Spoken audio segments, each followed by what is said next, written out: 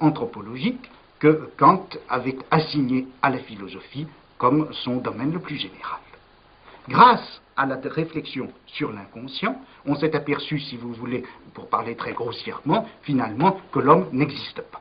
Et c'est bien ce que Nietzsche a découvert lorsque, en affirmant la mort de Dieu, il a montré que cette mort de Dieu, ce n'était pas simplement la fin de la religion chrétienne, ce n'était même pas la fin de toutes les religions, mais c'était la fin de l'homme dans sa réalité et dans sa valeur humaniste, tel qu'il avait été reconnu depuis la Renaissance, depuis le protestantisme, peut-être même bien avant, depuis Socrate. Bien qu'on arrive à cette très curieux chiasme dans les événements fondamentaux du savoir occidental au XIXe siècle, de l'anthropologie comme destin de la philosophie occidentale au début du XIXe siècle, par la philosophie de l'inconscient comme à la fois, d'un autre côté, les sciences humaines et la psychologie reprennent à la fin du XIXe siècle cet inconscient, fondent ainsi les sciences de l'homme sous une forme qui se veut, qui se croit et qui est peut-être positive, mais au moment où les sciences humaines se fondent dans leur positivité, voilà que l'homme a philosophiquement disparu.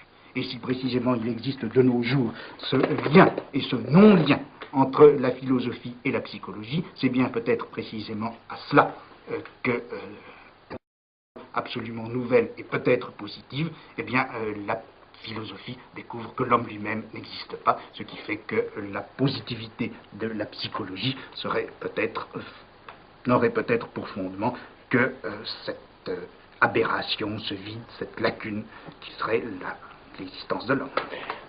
Vous avez dit que le grand recentrement de la psychologie et même des sciences humaines en général s'était fait à la fin du XIXe siècle autour du thème de la découverte de l'inconscient. Le mot découverte est pris en général dans un contexte scientifique ou positiviste. Qu'entendez-vous exactement par découverte de l'inconscient?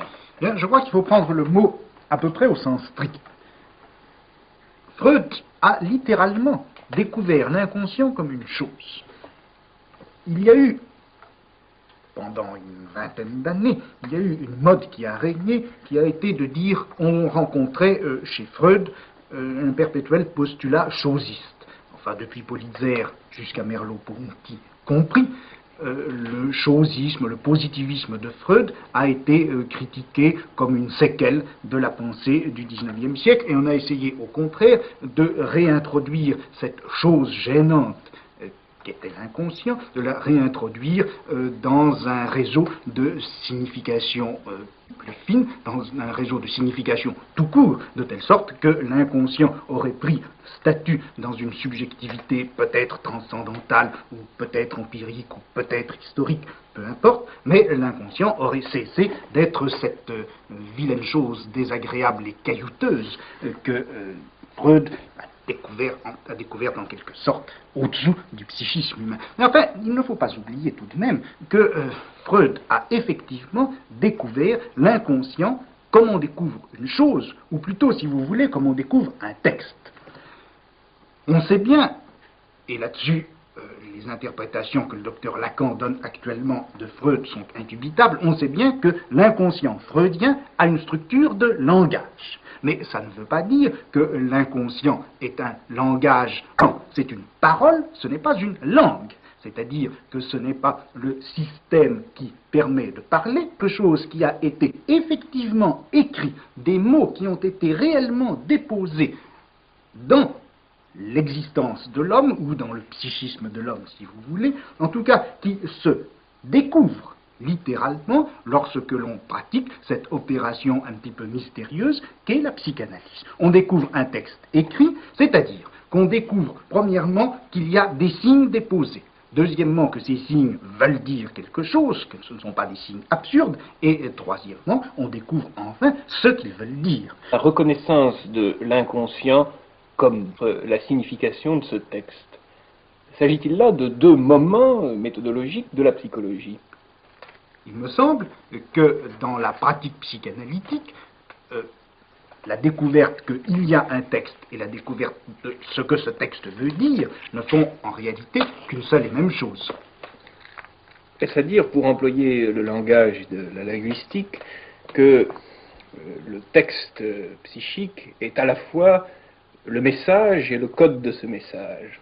On a affaire à un ensemble de graphies, si vous voulez, dont on ne sait encore si ce sont des lettres, des mots qui sont par là représentés.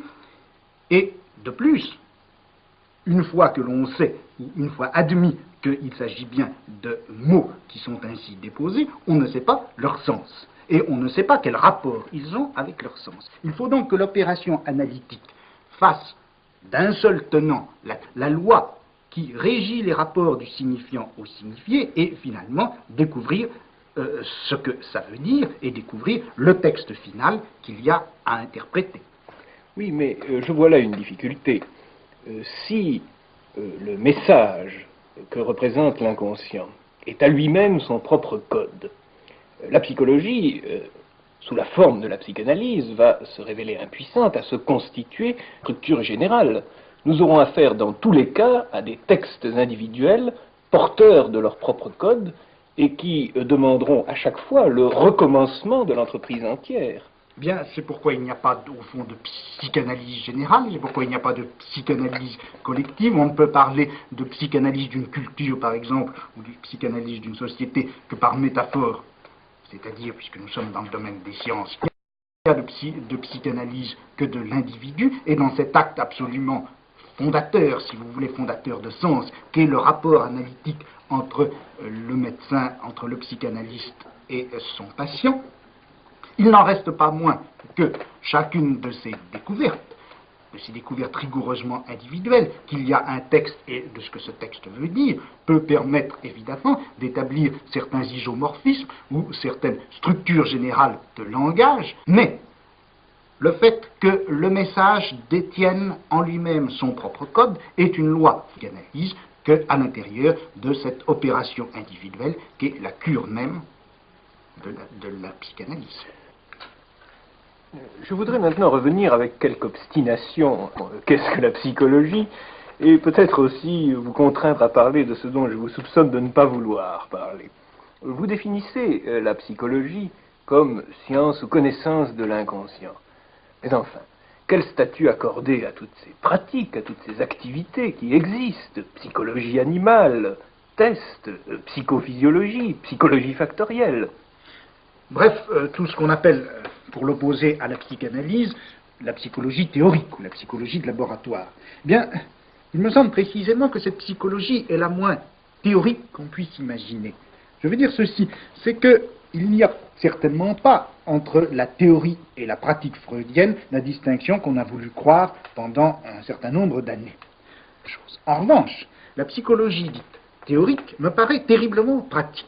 Je veux dire ceci, c'est que les rapports de production ont changé entre le 19e et le 20e siècle. Les rapports de production ont changé, et puis, de plus, l'homme comme n'étant pas simplement un producteur, mais maintenant comme un consommateur. Et il me semble que, dans cette apparition de la consommation comme fait économique essentiel, et puis dans le jeu qui s'est produit dans les rapports de production, c'est libérer un espace à l'intérieur duquel un certain nombre de pratiques sont devenues possibles. La psychologie des aptitudes, si vous voulez, et la psychologie des besoins me paraissent l'une et l'autre se loger très bien à l'intérieur de ces nouvelles pratiques économiques. Et je crois que toute la psychologie, à partir du moment où elle n'est pas psychologie de l'inconscient, c'est-à-dire à partir du moment où elle n'est pas psychanalyse, est forcément une psychologie de type économique. On a fait grand usage, au moins à une certaine époque, pour distinguer, pour opposer psychologie expérimentale ou positiviste et psychologie anthropologique, disons, de la distinction entre explication et compréhension. Est-ce que ça vous paraît avoir un sens? Je crois que ça en a un est très profond. Mais je ne suis pas sûr que la notion de compréhension, que le mot même de comprendre, soit absolument le mieux adapté. Il me semble, si vous voulez, que ce qui s'est passé, c'est en gros la chose suivante. Depuis le XVIIe siècle jusqu'à la fin du XIXe, toutes les disciplines interprétatives ou exégétiques étaient en quelque sorte restées dans l'ombre, ou s'étaient retirées dans l'ombre au profit de toute une méthodologie du savoir qui cherché beaucoup plus tôt la définition plus ou moins positive